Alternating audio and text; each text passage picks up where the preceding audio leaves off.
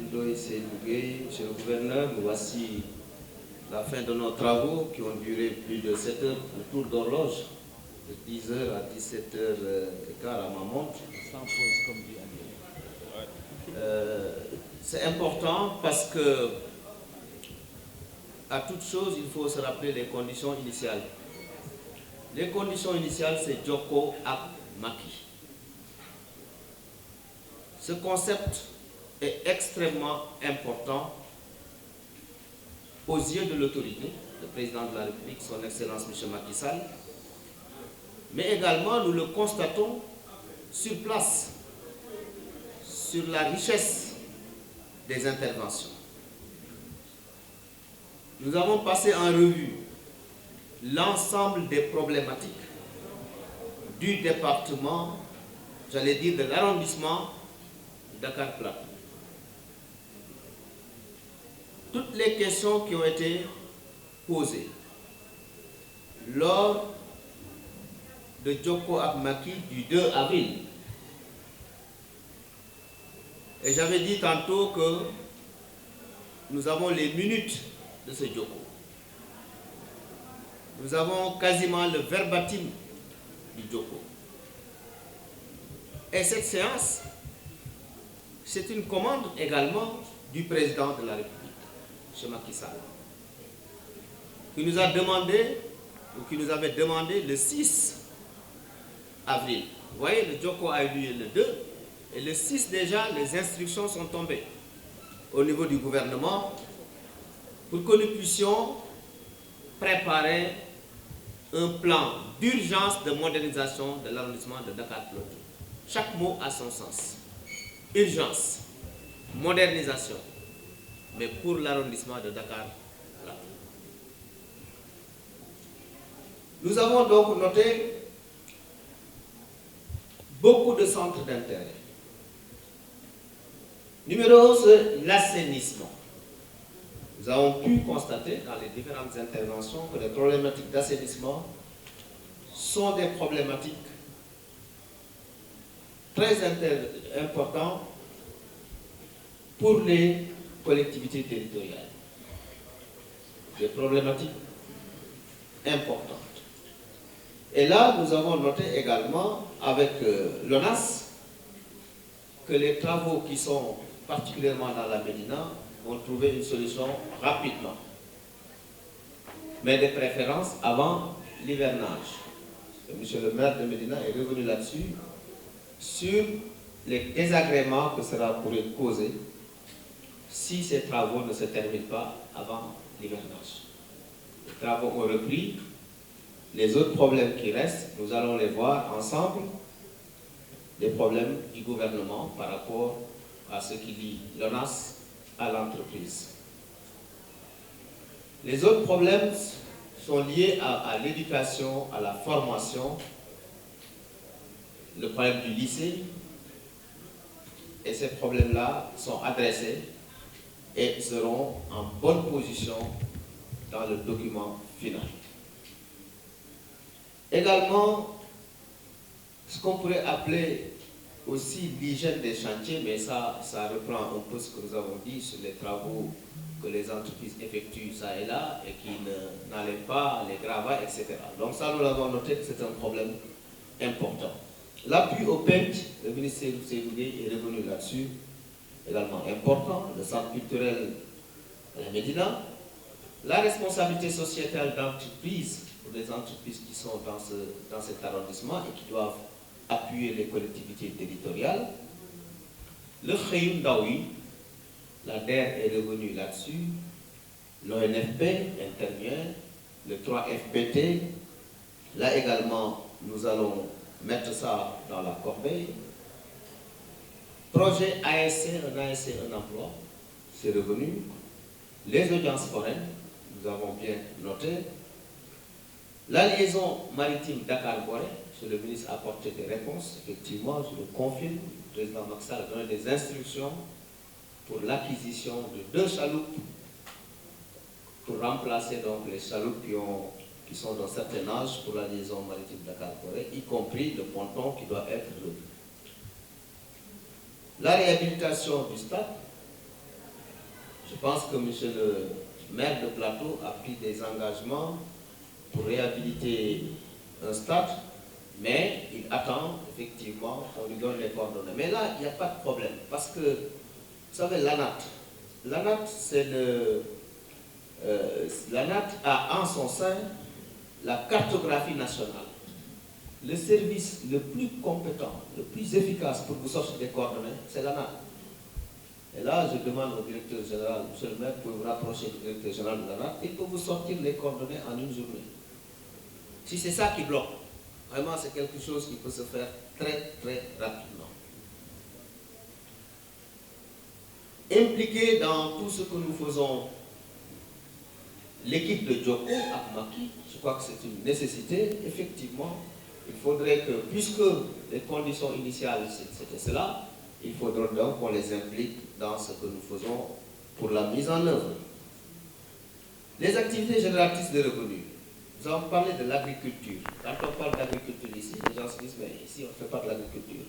Mais il faut bien comprendre que le président Macky Sall a initié un DAC pour la région de Dakar, le DAC de Sangalkam. 500 hectares. D'ailleurs, à un moment donné, le ministre Seydougué m'en parlait, il me disait, mais il faut que les jeunes de Médina puissent avoir des parcelles là-bas pour pouvoir faire de l'agriculture et devenir. Donc là, effectivement, c'est quelque chose qui peut être acté et nous allons en parler à l'autorité pour qu'il en soit ainsi. Pour la prise en charge des 14 malades, nous avons les coordonnées. Chérif me les a transmises tout à l'heure. Je peux vous assurer que l'autorité également est informée de cette situation. Et dans les jours à venir, nous reviendrons rapidement pour parler avec vous de cette situation. Rassurez-vous, quand le président de la République s'engage, c'est quelque chose qui va se faire, c'est certain. Ensuite, pour les bâtiments en ruine, également nous avons noté, mais là, M. le gouverneur a pris bonne note. La protection civile va être, disons, il va prendre contact avec la protection civile. Des instructions seront données pour les recenser. Et si c'est vraiment un danger, c'est déjà fait. D'accord, si c'est vraiment un danger, un bâtiment qui est en ruine, il faut donc enlever ce bâtiment-là. Pour l'éclairage public qui est revenu, nous savons que le président Macky Sall a un programme de lampadaires solaires. Il y a 165 000 lampadaires solaires. Et le président a dit, lors du dernier conseil des ministres d'ailleurs, que chaque commune aura un quota pour ces lampadaires solaires. Les communes qui n'avaient pas eu de lampadaires pour la première dotation. Il y avait une première dotation de 55 000 lampadaires, mais cette fois-ci, c'est 165 000 lampadaires solaires. Pourquoi des lampadaires solaires? Parce que ça économise. L'éclairage public consomme énormément d'énergie et les communes en général ne paient pas la facture de l'éclairage public. Donc le président Macky Sall a dit, je vais faire venir des lanternes solaires et on va en mettre. Donc vous aurez votre quote-part pour cela. Les Badianougor également, je ne trahis pas le secret des délibérations du Conseil des ministres, mais les collègues ici présents peuvent en témoigner. Le président de la République est revenu là-dessus pour demander à ce qu'une prise en charge soit faite en ce qui concerne cette catégorie de personnes qui jouent un rôle extrêmement important, les Badianougor. Et il a donné des instructions au ministre de la Santé et de l'Action sociale, Abdoulaye Diouf Sarr, pour lui faire des propositions dans ce sens. Pour Petersen, je pense que nous sommes largement revenus là-dessus. Le directeur général du CETUD nous a exposé le projet, nous l'avons vu. Le ministre des Pêches, maire de Plateau, est revenu avec un complément d'information. Mais ce qu'il faut comprendre, c'est que c'est un excellent projet. Parce que n'oublions pas qu'on parle de modernisation. Et la modernisation rime avec des infrastructures de dernière génération. La préférence locale. Nous avons noté également cet aspect très important pour les entreprises, les petites entreprises qui n'ont pas de grosses capacités.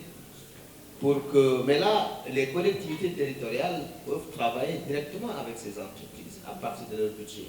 Mais s'il y a un grand projet qui est dans une commune, évidemment, on peut demander à l'entreprise, même la collectivité peut demander des sortes de sous-traitance pour permettre à ces entités-là de pouvoir, disons, avoir des activités génératrices de revenus.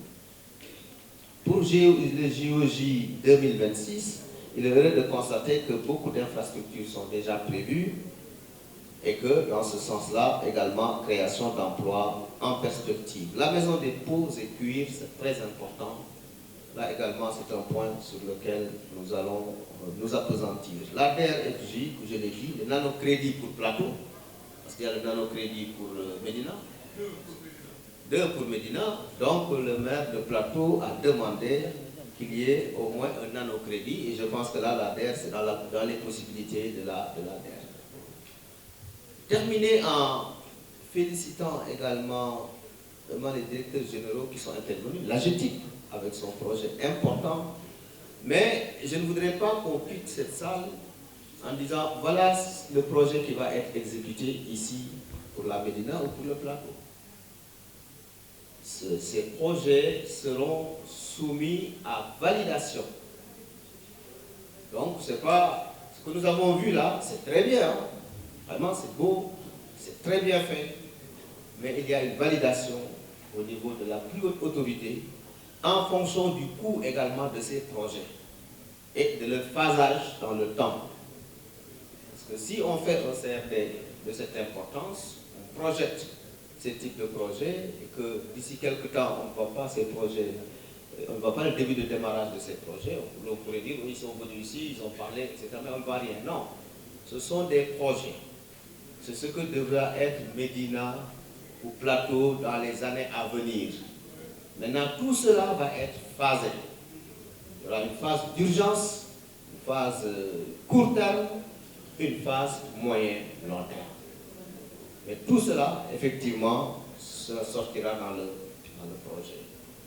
Les études, on les félicite. L'AGEROUTE également, félicitations. L'ONAS pour ce qui a été proposé également, la DRFJ, la SONES, les problématiques de l'eau qui ne sont pas apparues ici, mais il nous a expliqué les nouveaux projets, KMS 3, etc., qui est déjà opérationnel, la désalinisation de l'eau de mer, etc. L'ONFP, hein, avec passion, Mme Sow, puis c'est bien exprimé également, ça c'est une très très bonne chose. Et enfin, l'ADIE, avec les perspectives et les possibilités. Ce que nous allons faire, c'est toutes les équipes, les directeurs généraux ici présents vont se retrouver très prochainement avec les autorités administratives pour sortir le projet ou l'avant-projet ou le projet, en tout cas qui n'est pas encore validé, il ne sera pas encore validé. Nous faisons une prévalidation du plan d'urgence de modernisation de l'arrondissement Dakar Plateau